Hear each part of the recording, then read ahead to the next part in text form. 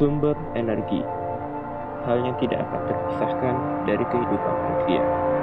Setiap hal dalam kehidupan membutuhkan energi untuk hidup.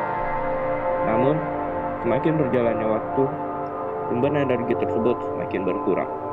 Batu bara yang sudah mulai habis, minyak bumi yang semakin tipis, keserakahan manusia yang terus-menerus mengeksploitasi sumber energi tersebut tanpa mempedulikan dampaknya.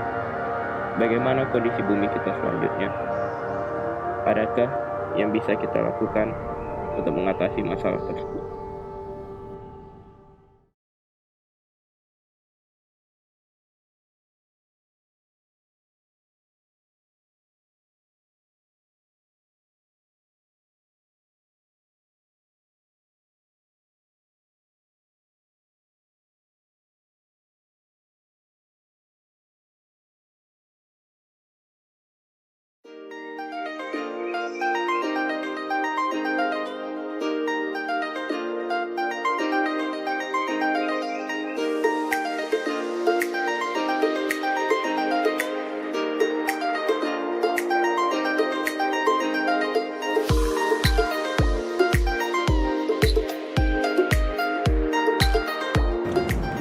Ternyata dari yang kita ketahuin, untuk peralatan listrik yang kita butuhin di masjid, lalu di rumah tangga dan peralatan rumah yang lainnya, ternyata rata-rata itu berasal dari pembangkit listrik tenaga uap, yang dimana mereka menggunakan batu bara sebagai sumber dayanya. Nah, tapi batu bara itu ternyata memiliki emisi karbon dioksida dan dia termasuk energi tidak terbarukan. Oleh sebab itu, kita manusia, kita warga cendekia punya kewajiban untuk mulai mengembangkan sumber daya alam terbarukan ini. Nah, salah satunya adalah yang kita kerjain angkatan Erkava dari kelas 10 sampai kelas 10-7 adalah proyek panel surya ini, pembangkit listrik tenaga surya.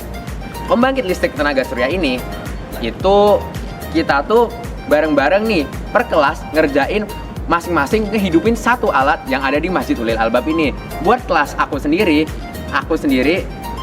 sebagai ketua proyek kelas 10-1 itu tuh berusaha untuk ngehidupin alat namanya DVD player yang digunakan untuk menyalakan dan mengaktifkan murotal yang ada di masjid ini. DVD player sendiri yang kami hidupkan itu memiliki daya sebesar 10 watt. Dan kelas-kelas lain memiliki proyek yang berbeda, sehingga alat-alat, ukuran, dan panel surya yang kita butuhkan itu berbeda-beda setiap kelas. Oleh karena itu, di sini aku Mustafa Raffi Daifullah bakal jelasin tentang dua aspek gimana sih kita selama ini ngerjain proyek panel surya ini sehingga berhasil untuk menghidupkan alat yang diperintahkan untuk menggunakan sumber daya terbarukan, yaitu panel surya. Nah, aspek pertama adalah dalam pengorganisasian. Dan aspek kedua adalah alat-alat apa aja yang kita butuhin untuk masang. Nah, di aspek pengorganisasian ini, itu kita kebagi 4 divisi. Divisi apa aja tuh? Pertama, ada divisi perangkaian. Divisi perangkaian ini yang bakal ngerangkai dalam bentuk panel box, sehingga mereka tuh melakukan perhitungan, mereka tuh butuh alat apa aja sih, terus mereka tuh nyari bahan-bahannya, itu mereka yang rencanain. Butuh ukuran yang berapa, butuh kabel seberapa besar, kenapa sih mutusin pertimbangan untuk alat ini, itu divisi perangkaian yang udah ngelakuin hal itu. Nah, habis itu ada namanya divisi pemasangan. Divisi pemasangan ini, itu kalau kalian lihat tuh, yang suka ngebor-ngebor, yang ngawasang kabel sehingga kelihatan rapi banget, itu ada tugas dari divisi pemasangan. Mulai dari naik-naik ke genteng, terus sampai turun dan masang klem pakai palu itu tugas dari divisi pemasangan. Habis itu ada juga divisi perlengkapan. Mulai dari nyiapin alat-alatnya, beli alatnya, terus kabelnya disiapin berapa meter, itu ada tugas divisi perlengkapan.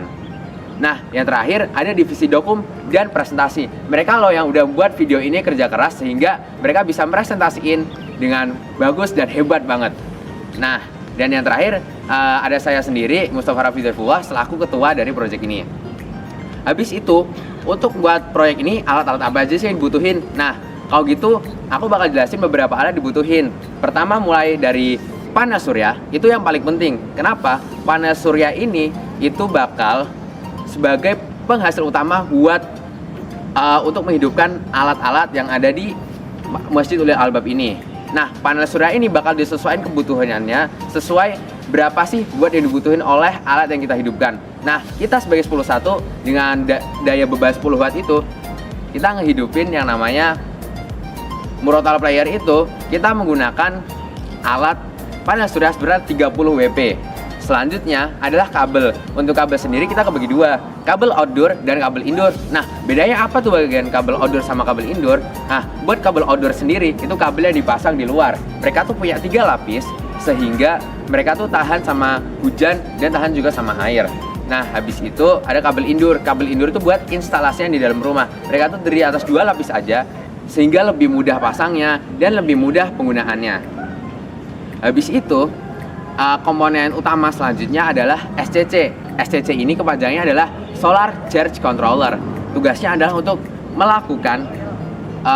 melakukan pengontrolan atas volt dari panel surya. Ketika panel surya menginput 13,8 volt, maka tugas SCC adalah menyesuaikan dengan akinya. Dan ketika aki penuh, maka SCC tugasnya adalah untuk memotong sehingga tidak ada lagi aliran arus untuk aki, sehingga aki tidak mengalami overcharge. Nah, habis itu ada juga nih yang namanya bus bar. Bus bar ini itu tugasnya mirip terminal. Jadi dia tuh untuk menghubungkan antara komponen tembaga-tembaga dengan kabelnya. Nah, selanjutnya ada aki nih.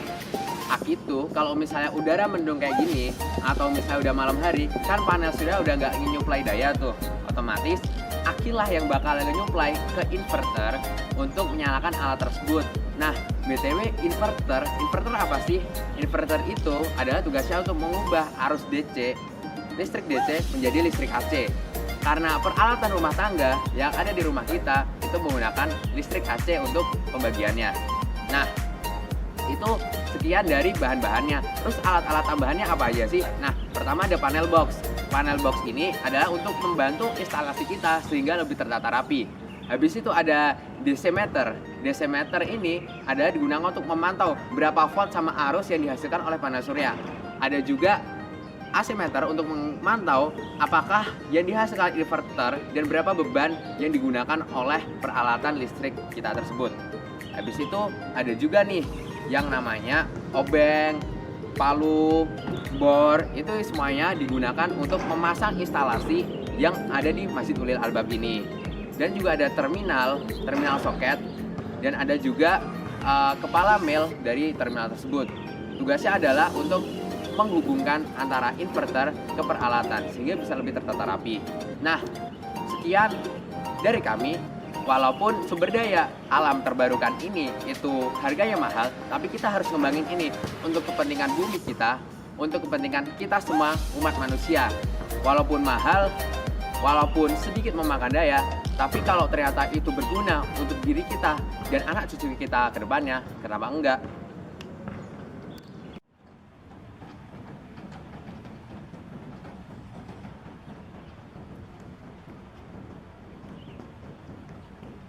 Kurang lebih sudah 1 bulan waktu yang telah kami habiskan, dan sekarang kita telah sampai pada tahap akhir dari proses pembuatan pembangkit listrik tenaga surya ini. Pembangkit listrik ini akan terus menghasilkan listrik selama matahari masih bersinar. Banyak hal yang sudah terjadi selama 1 bulan ini, mulai dari perencanaan, perakitan, pemasangan, banyak rintangan yang telah kami hadapi.